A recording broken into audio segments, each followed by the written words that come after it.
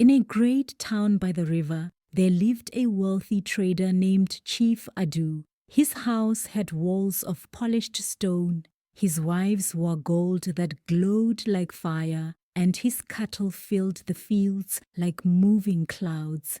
Chief Adu's only son, Kola, was born into silk sheets and grew up with servants bowing at his shadow. He never carried water, never fetched firewood, and never worked the soil. He believed the world was his inheritance simply because his father was rich. One morning, as Kola strolled through the marketplace, he mocked a poor boy carrying a basket of yams on his head. "Why do you sweat like a donkey?" Kola laughed. "If you had a father like mine, you would never work a day." The poor boy stopped, looked him in the eye, and said quietly, "You may wear fine clothes, but you are naked in wisdom." Those words burned Kola's pride like hot pepper. He stormed home and demanded from his father, "Am I not the son of the richest man in this town? Why should a poor boy insult me so?" Chief Adu listened carefully. Then he said, "My son, wealth that is not seasoned by labor is like food without salt. Tomorrow you will take 1 coin of gold and go learn what true riches mean." Kola protested, but his father's word was law. The next day, Kola set off with his gold coin. He walked for hours and grew hungry. At last he saw a farmer bending under the sun, weeding his cassava field. "Farmer," Kola said proudly, "I will give you this gold coin. Give me food in return." The farmer looked at the coin and shook his head. "Gold cannot feed a man. Work with me for an hour, and then you will eat." Kola had never worked before. His hands blistered, sweat poured, and his stomach cried louder than the crickets.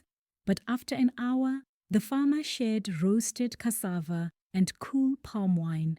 Kola had never tasted anything so sweet. He left the coin with the farmer, but in his heart he carried something more valuable, the knowledge that labor seasons food. Still, Kola was not convinced. He traveled further until he met a fisherman by the river. "Fisherman," Kola said, "I am the son of a rich man. Take this gold and give me your biggest fish." The fisherman laughed. "Gold cannot catch fish. Sit in my canoe, mend this net, and then you may taste the river's gift." Kola's soft fingers fumbled, but soon he tied knots under the fisherman's patient eyes. They cast the net together, and when a tilapia wriggled into their boat, the fisherman roasted it on the bank. Kola tasted fish flavored with smoke and effort, and again it was sweeter than any feast at his father's house. At last, weary and humbled, Kola returned home. Chief Adu asked, "My son, what have you learned?" Kola bowed his head. "Father, the poor boy was right. Riches are not gold or cattle, but the knowledge of work, the sweetness of sweat, and the sharing of food honestly earned. Without labor, wealth is an empty gaud." Chief Adu smiled and placed his hand on his son's shoulder. "Now, Kola, you are ready to inherit not only my riches, but my wisdom. For a man who sees value in labor will never be truly poor." From that day, Kola worked alongside farmers, traders, and fishermen. He shared his wealth to build wells and schools, and the people blessed him not because he was rich, but because he had learned to see. Moral lesson: true wealth is not measured by gold or inheritance, but by the value of work, humility, and how much good you bring to others.